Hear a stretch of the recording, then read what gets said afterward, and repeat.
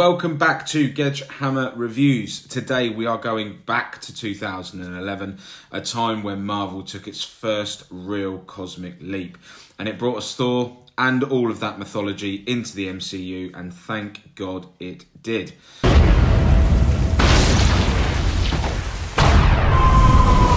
So, let's break it down.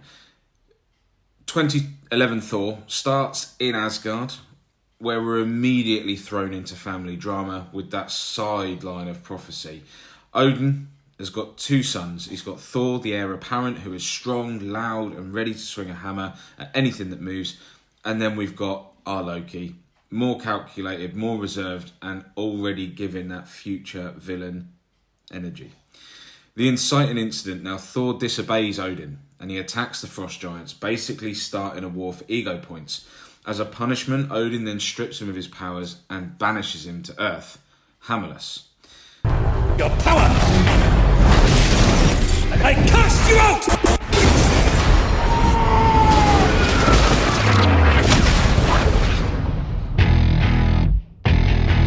So now we've got a god stranded in New Mexico, wandering around like a confused Viking, not really knowing where to go. And honestly, it works. The Earth setting, it grounds him literally and emotionally. He meets Jane Foster in a ragtag science team and learns what it means to be humble. Meanwhile, back in Asgard, Loki's pulling the strings. He's discovered now that he is a frost giant by birth, and he's stepping into power whilst Thor's gone. So we've got a dual storyline. We've got Thor learning to become worthy again, and then we've got Loki spiralling into jealousy and a huge identity crisis. And by the time we reach the finale, Thor has grown. He has become worthy, but Loki's cracked. And the Bifrost Bridge is destroyed in a moment of self-sacrifice that's way more emotional than anyone expected in Marvel's early years. We really see Thor give up potentially everything to save his home. Now the themes... Worthiness. Now, this is a big one. Thor goes from an entitled prince to a selfless protector. And that's the character arc. He's earning the right to wield Mjolnir again. And that gives this film its soul. We've got identity. Loki's journey is Shakespearean. He learns he's not Odin's son by blood, and it destroys him. His villainy isn't mustache twirling. It's rooted in pain, rejection, and confusion. And there's so much more coming from him. There's power and leadership. Odin's lesson, it is harsh, but it's absolutely necessary. Thor has to learn that true power isn't about dominance, it's about responsibility.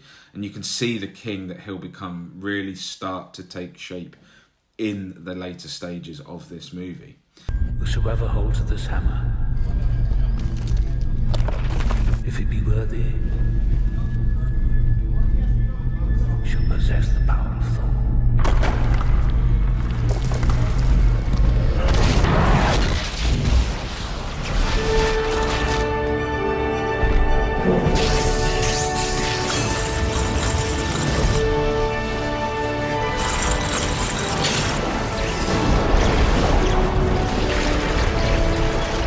Now, Thor, this isn't the Ragnarok version, the best version, but Hemsworth still brings that charisma and conviction. You see glimpses of his comedy chops, especially in Earth scenes like, I need a horse, and another!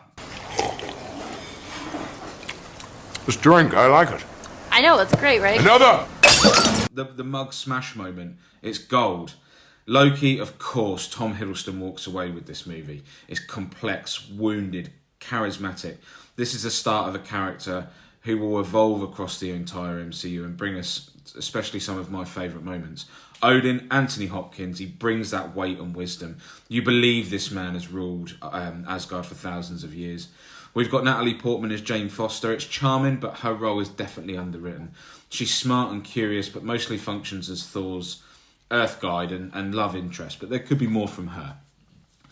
Darcy and Selvig, it's comic relief and exposition, but it's fun. And I think with Selvig, it really starts to build that he is slightly more important going forward. But as we know, there's more to come from both of them as the MCU goes on. But then we've also got Heimdall. Idris Elba gets very little screen time. But even with a few lines from him, he feels epic. Again, becoming a larger character in the later films. But without him, we go nowhere. Directed by Kenneth Branagh, a Shakespearean actor and director, this film leans hard into that style. Big raw speeches, dramatic monologues, sibling betrayal. It's basically Hamlet with hammers, and honestly, that's part of its charm. Branagh brings that weight and theatrically gives Asgard a real presence. However, the Dutch angles are a lot. Every third shot is titled like someone's holding the camera during a Bifrost ride.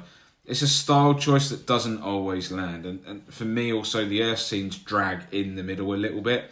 Whilst they serve the story, they lack the visual flair and energy of the Asgard scenes. The romance between Thor and Jane, it all happens very quickly. I mean, there's nothing wrong with that. It happened to me. But it's 48 hours and that's it. They're together forever. But hey, it's a superhero movie. It's not a slow burn rom-com.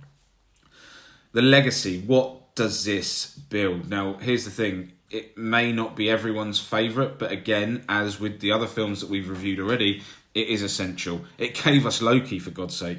It becomes that fan favourite villain and arguably one of the most important characters in the multiverse saga. It showed the MCU could handle magic, mythology, and bigger cosmic ideas.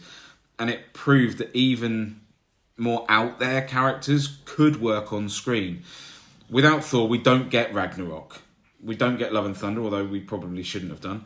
Loki's Disney Plus series and his role in Infinity War and Endgame.